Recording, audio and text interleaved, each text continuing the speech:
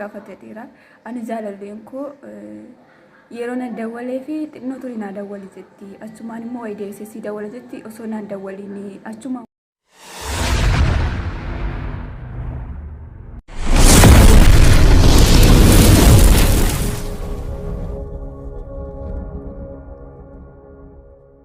Asama harka fuunee hordoftoota ilaallee yeroo YouTube waan hordoftaniif galatoomaa isiniin jaaladhaani taasisuudhaan irraa gaafiin TikTok irratti gaafatame gaafii lama tokkoon asirratti isiniif deebisuudhaan yaada jechuudha. Gaafichi kan nama lama waan ta'eef iyyuu yeroo kana laatuuf asirratti deebisuun naaf tola jedheetaniin gaafiin tokko kan jammaraa dhiirarraa na gaafatameen miseeji keella akka loliin baasne keessaan na gaafatte waan keessaan na gaafatte ibsitu beekaani. Kanaaf iyyuu ol baasuun hin barbaachisu. Maayinni gaafichisi jaalalleen koo gaafa nani dawwaluu fi xinnoo turii na dawwali jetti narraan kaastuuni xinnoo turii na dawwali yookiis hin dawwala jetti achumaan bulti achumaan turtiini naan jetteeni. Obboleessa koo asirrattiini yaanni shamarranii fi yaanni dhiirotaa garaagara jechuudhaani. Gaafa akkasiin jedhuuni warri dhiirotaani saatii jaalalleen isaa dawwalteef jaalallee isaa sana yoo dhugaadhaan jaalata ta'eeni yeroo sanatti irraa kaasu yeroodhaan dawwalee asoofsiisu wantoota akkasii barbaadu jechuudhaan.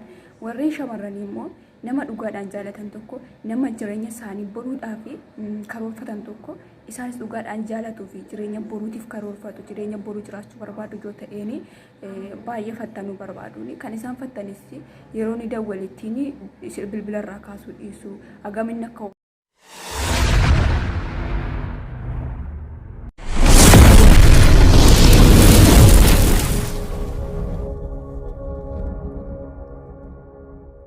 obsa qabuun akkamni obsa kam keessayyuu darbee isaan eeggatu ilaaluuf jechuudha. Akka ilaalcha kootiin malee jaalalleen kee jibba kee qabaatte mitiini asirratti gaafa akkasiin jedhuun jiru shamarran tokkorraa kaardii gochitanii tokko kan dawwalanii wantoota akkasii kan godhanii jechuudha. Garuu immoo irra caalaa shamarran gaafa xinnoo turii na dawwalee xinnoo tureessi dawwala jedhanii gaafa dawwalte dafteetuma kaasuu dhiisanii irra darbanii sadaffaa lammaffaa faaratti irraa kaasanii jedhan namni sun jireenyaaf si barbaaddi jechuudha. Jireenyaaf kan si barbaaddu immoo maaliif narraan kaasu silkii maaliif lafaan naasoftu kan jettuu fi tokkoon dafteetuma silkii yoo sirraa kaaste akka waan ati madaaltu akka waan ati ishii tuffattutti ilaalti.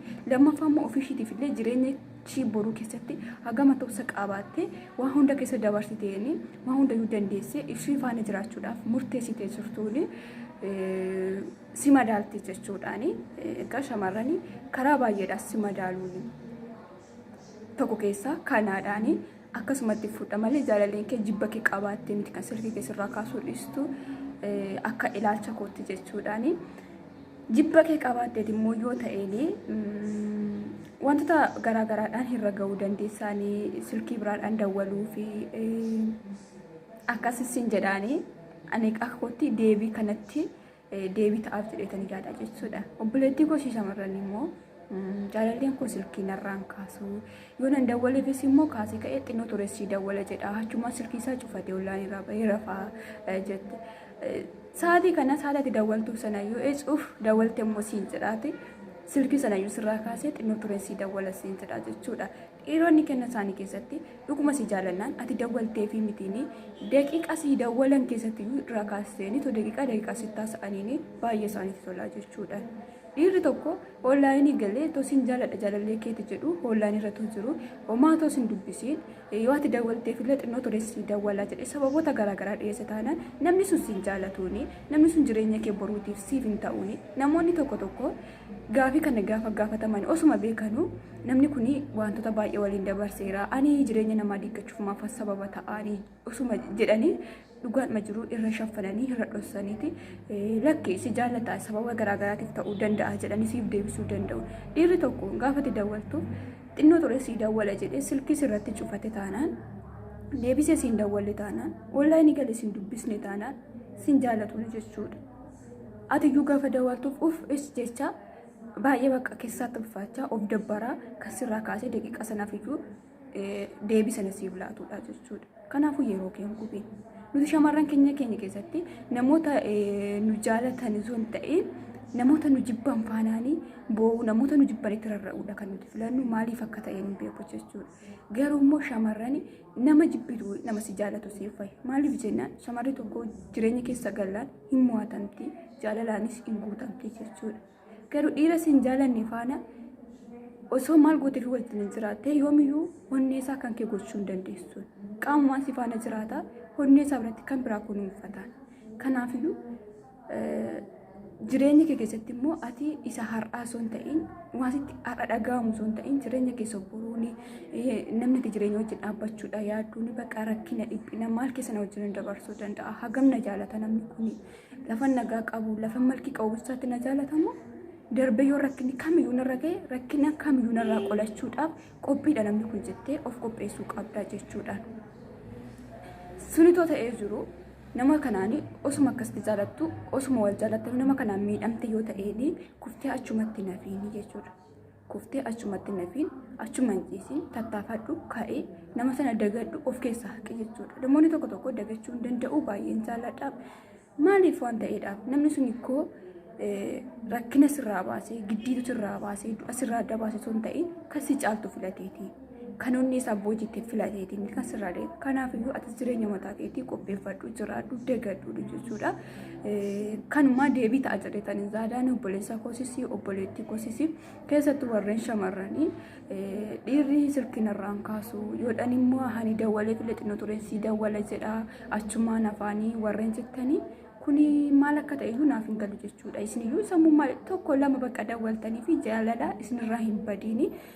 Yaaltanii heegantaanii isin jireenya mataa keessanii jiraachuudha. Namni sun jireenya mataa isaatii qaba already. Bakka nama hundi isaa haalaan boojite qaban.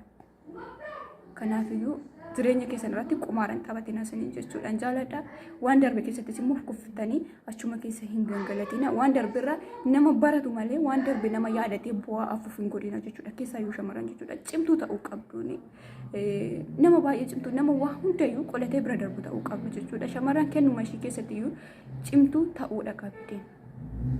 Waa hundaan iyyuu jechuudha.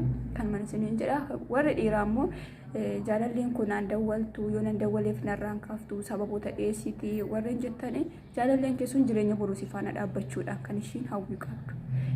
Gara fuulduraatti itti fuftee si wajjin jiraachuudha kan ishiin hawwii qabdu. Kanaafiyyuu si fattanaa jirti. Kanaaf jaalalleen keessuun kan keedhaani. Ani akka ilaalcha kootti warreen immoo lakki ilaalcha kana keessaa kun dogoggorsaa deebii kana keessaa kun dogoggorsa jettanis koomentii jalatti naa barreessaa. Asumaan immoo ilillee yeroo yuutuubii subscribe like share godhaanii lafa dogoggorsa kootti natti hima lafa dadhabbii koottis na jajjabeessaanii lafan immoo wantoota qajeeloo hojjedhettis na jabeessaan isiniin jedhaanii kan man isiniin jedhaa subscribe like share naaf godhaa gizmundan isin kadhaan oromoo ko anis amma akkas ija jabaadheenii maaliif jedhee isinitti dubbachuu hin danda'u. Dhugaa dubbachuudhaaf wanti viidiyoo irratti hojjedhe yeroo irratti fudhee hojjechaa jiru jechuudha.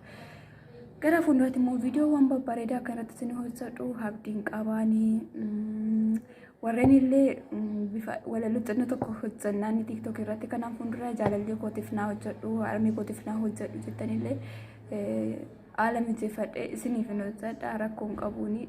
Dandeenye son ta'in hammuma dandeetti keenya walaa jijjiiruuni walaa jajjabeessinuuni kun yaada kootiidhaanii isiniin jaaladhaanii yeroo gaarii isiniif haa ta'u warreen dhugaadhaan wal jaalatanii immoo kan walii isinaa godhu warreen immoo sobaan wal jaalatanii yeroo wal irratti guddanis immoo nama dhugaa dubbatanii dhugaadhaanii baay'ee dhugaa dubbatanii nama tokko hin jibbita yoo ta'een sobdeenan jaaladha jettee yeroo nama sanaa atteessunii nama sanaa irraa fudhachuurra sin jibba jettee dhugaa yoo timte nama sanaan miidhamteeyyuu homaa miti jechuudhaani qalba isin jechuu jaaladhaadhi jaalala keessatti waliin attaadadina jaalala keessatti waliin gowwoomsina jaalala keessatti waliin miidhina nama isin jaalatu gaafa miita nama jaalattaniinis hin miidhamtu guyyaa eeggatan malee guyyaa lakkaa isin dhufa jechuudhaan yoomiyyuu immoo tanaan namoonni miidhamtan miidhamani matiina nama miidhame son ta'in miidhama nama miidhetu miidhamaadha yeroo kam keessattuu jechuudha ati miidhamteeni yeroo sanaaf itti miidhamtaa yeroo sanaaf sammuu kee maaliif jetta gaafi keessa galte namni si miidhe sun garuu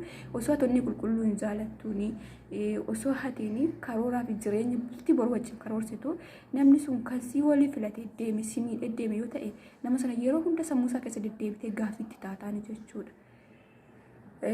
miidhamaa taate taanaan immoo inda gatta yeroo sanaa fi gaafa yeroo sana keessa darbite yeroon gaarii dhufe sirumaan kolfita baga miidhama kana keessa darbeenii barumsa baay'ee argadhee jettaane. Kanaafuu namoonni miidhamtan miidhamoo miti namoonni miidhan immoo miidhamoodha yeroo kam keessattuu akka ilaalcha kootti namni miidhamaadha yeroo kam keessattuu kan miidhame garuu miidhamaa mitiini.